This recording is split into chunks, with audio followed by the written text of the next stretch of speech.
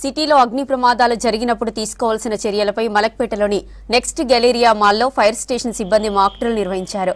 ఈ మాక్ డ్రిల్లో Malakpet, Salar Jung museum fire station చెందిన అగ్నిమాపక వాహనాలు సిబ్బంది పాల్గొన్నాయి. విపత్తు సమయంలో రెస్క్యూ నిర్వహించాల్సిన తీరును చేసి చూపించారు ఫైర్ సిబ్బంది.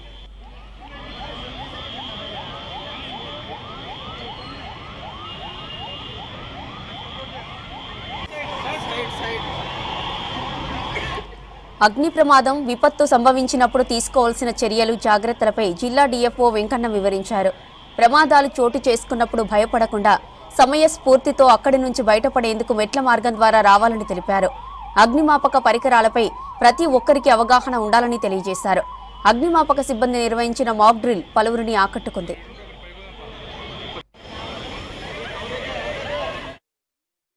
నెక్స్ట్ గలేరియా మాల్ మలక్పేట ఏరియాలో మాక్ డ్రిల్ కండక్ట్ చేయడం జరిగింది. ఇందులో మా మలక్పేట ఫైర్ సిబ్బంది, తర్వాత సాలార్జంగ్ ఫైర్ స్టేషన్ సిబ్బంది ఈ మాక్ డ్రిల్లో పాల్గొనడం జరిగింది. దీంతో పాటు 108 సిబ్బంది, తర్వాత ఈ మాల్లో ఉన్నటువంటి ఎంప్లాయీస్ అందరూ కూడా యాక్టివ్గా పార్టిసిపేట్ చేయడం జరిగింది. సో ఈ మాక్ డ్రిల్ యొక్క ఉద్దేశం ఏంటంటే, రియల్ సిచ్యువేషన్ లో ఏదన్నా ప్రమాదం జరిగినప్పుడు ప్రతి ఫ్లోర్ లో మనుషులు ఉంటారు కాబట్టి వాళ్ళు అసెంబ్లీ పాయింట్ కు సేఫ్ గా ఇవాక్యుయేషన్ ఎలా చేయాలి, తర్వాత ఫైర్ అగ్ని ప్రమాదం జరిగినప్పుడు ఈ యొక్క బిల్డింగ్ లో సేఫ్టీ పరికరాలు ఏమున్నాయి, వాటిని ఎట్లా యూజ్ చేయాలనేది ఎమర్జెన్సీలో ప్రతిసారి వాళ్ళు హ్యాండిల్ చేసేందుకు ఇది మాక్ డ్రిల్ అనేది ఎంతో ఉపయోగకరంగా ఉంటుంది. తర్వాత వితిన్ 3 months లో బిల్డింగ్ నుంచి అందరు కూడా సేఫ్ జోన్లకు రావటం జరుగుతుంది.